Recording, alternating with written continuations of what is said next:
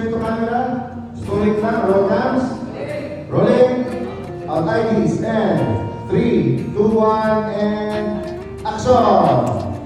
Tuwang-tuwa ang mga fans ng Netflix show na Squid Game sa makulit na promo ng Netflix nang gamitin ito ang Christmas song na Christmas bonus ng Aegis. Squid Games at Aegis ang hindi inaasahang crossover na magpapameri ng iyong Pasko.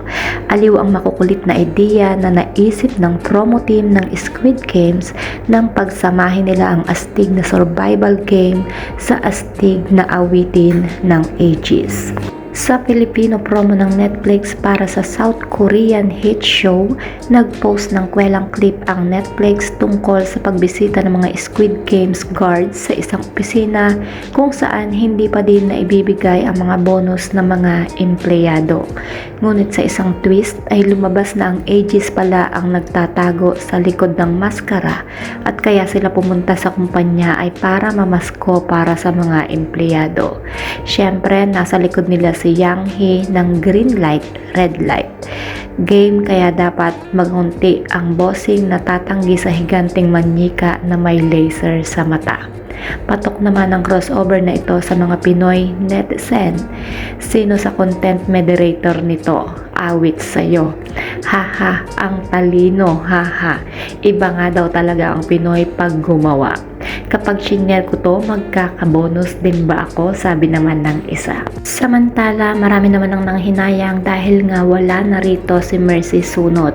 Kung hindi sana nagkasakit si Mercy, sana kasama nga siya sa Squid Game 2. Cringy talaga basta Pilipino ang gumawa guys, no? Hindi ako artista pero every time na napapanood ko acting sa ibang bansa, kumpara nga sa Pilipinas, yung mga acting sa Pinas sobrang OA ng facial expression sa cringy.